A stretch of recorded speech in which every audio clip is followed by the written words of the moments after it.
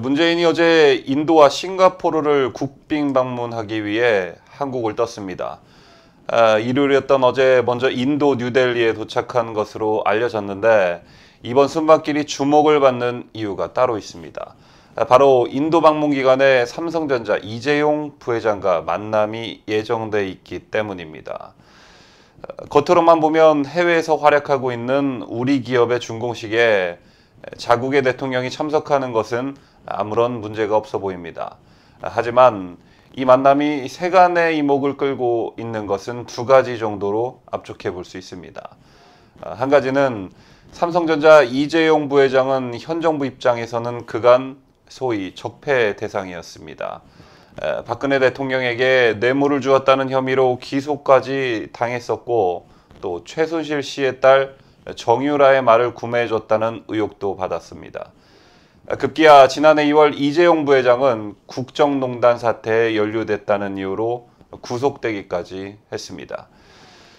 이런 이유로 청와대 브리핑 현장에서도 문 대통령이 지금 이재용 부회장을 만나는 게 적절하냐라는 기자들의 질문이 계속해서 이어졌다고 합니다. 김의겸 청와대 대변인은 삼성전자 이재용 부회장을 청와대가 초청했다는 설에 대해 그렇지는 않다면서 일반적으로 해외 투자를 하면서 준공식이 있을 때 참석하는 범위에서 벗어나 있지 않다라고 말했습니다.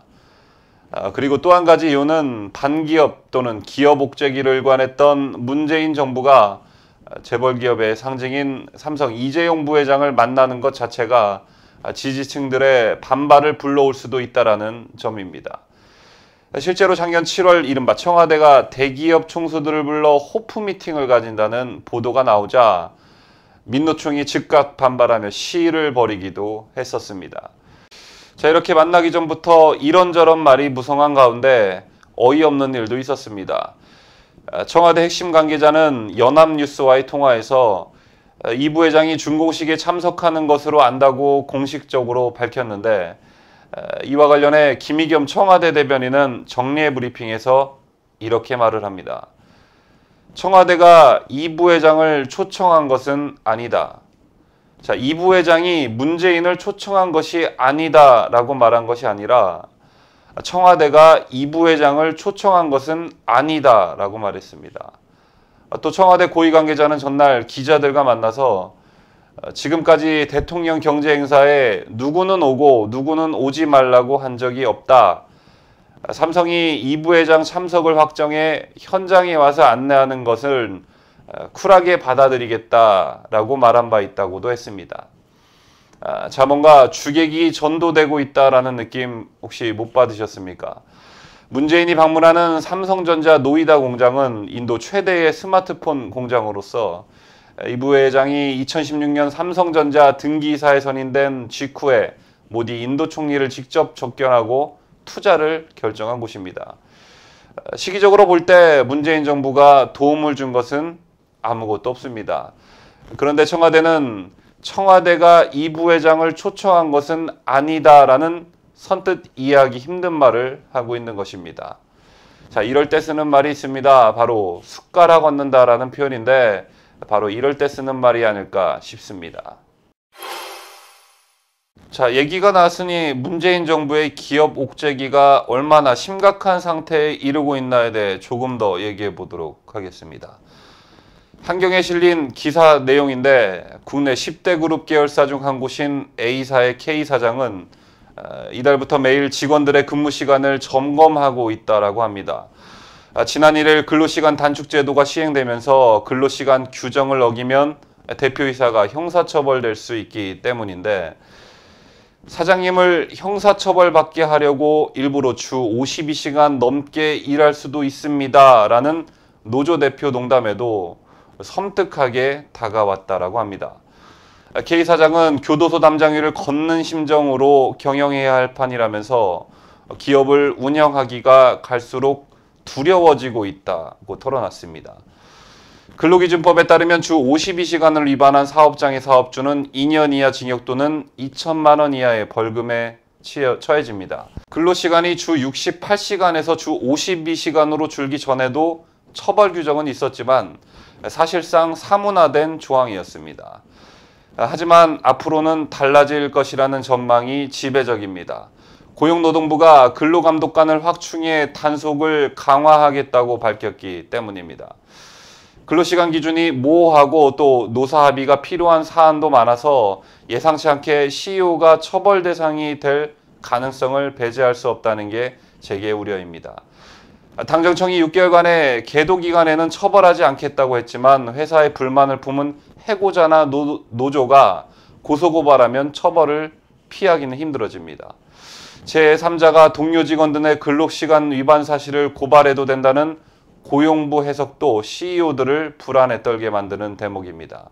한 중견기업 대표는 CEO가 미처 파악하지 못하는 사이에 일부 직원의 근로시간이 주 52시간을 초과할 수도 있다면서 무슨 수로 모든 직원의 근로시간을 관리할 수 있겠느냐고 토로했다고 합니다. 근로시간 단축만 문제가 되는 게 아닙니다. 기업 최고 경영자 처벌 수위를 높이는 법률 개정안이 줄줄이 대기 중입니다. 고용노동부는 지난 2월 산업안전보건법 전부 개정안을 입법 예고했습니다. 산업재해에 대한 사업주 책임을 대폭 강화하는 내용을 담았는데 사업주가 안전보건 조치를 위반해 근로자를 사망에 이르게 하면 1년 이상 7년 이하 징역 또는 1억 원 이하 벌금에 처한다고 규정하고 있습니다. 7년 이하 징역 또는 1억 원 이하 벌금으로 돼 있는 현재 규정과 달리 징역 하한선 1년을 신설한 것입니다. 협력회사 근로자가 사망했을 때도 원청회사 사업주를 1년 이상 7년 이하 징역 또는 1억 원 이하 벌금형으로 처벌하도록 했습니다.